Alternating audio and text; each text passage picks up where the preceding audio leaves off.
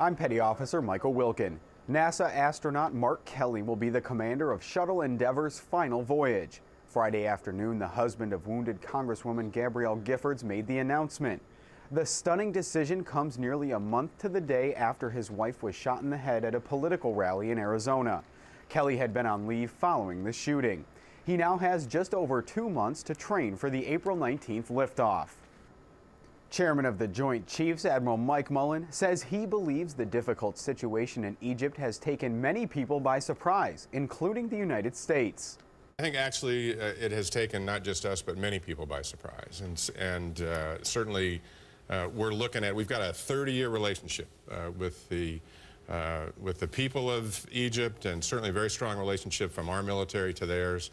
That has proven to be very strong also in this crisis that they're in. But to a great degree, I think the timing of it certainly caught us as it moved from Tunisia and sort of across to the really difficult challenge that's there right now in Egypt. Admiral Mullen said one of his chief goals is keeping the lines of communication open. The Navy's newest airborne early warning and control aircraft made its maiden flight. Tuesday, the E-2D Advanced Hawkeye took off from USS Harry S. Truman. The aircraft is now going through a rigorous 6-day testing period. The Navy says the testing will determine if the E-2D is effective in an operational shipboard environment.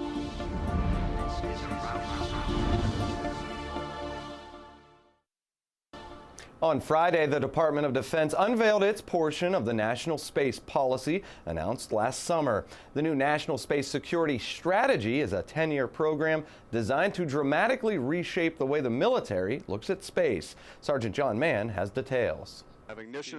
Not so long ago, things used to be different for the United States in space. There was a time when the United States basically owned space. We were just about the only ones up there, and we used it to our great benefit.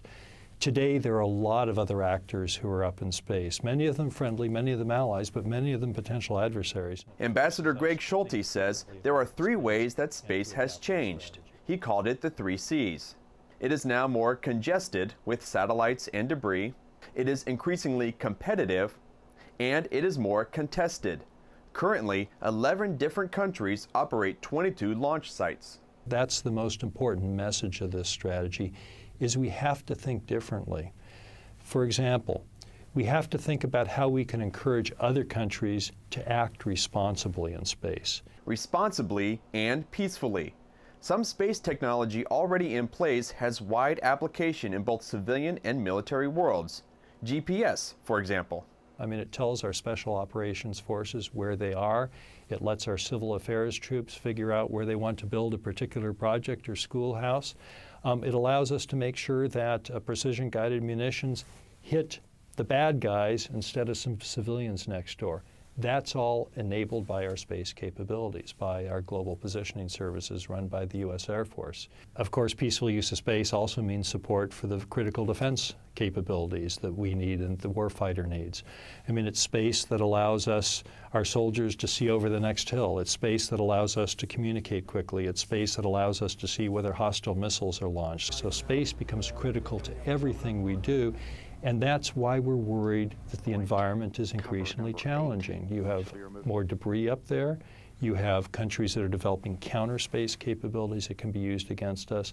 For instance, in 2007, the Chinese launched an anti-satellite test, destroying one of their own weather satellites.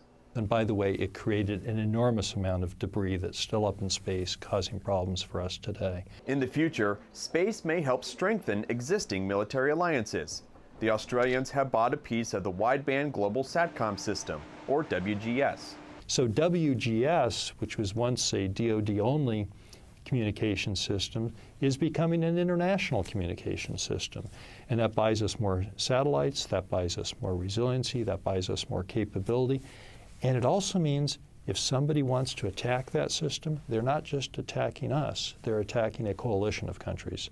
Besides working with Australia on sharing space situational awareness, the DoD is also talking to the commercial sector about placing military payloads on their satellites. Ambassador Schulte says a whole range of activities are being explored to implement the new strategy in a budget-constrained environment. Reporting from the Pentagon, I'm Army Sergeant John Mann.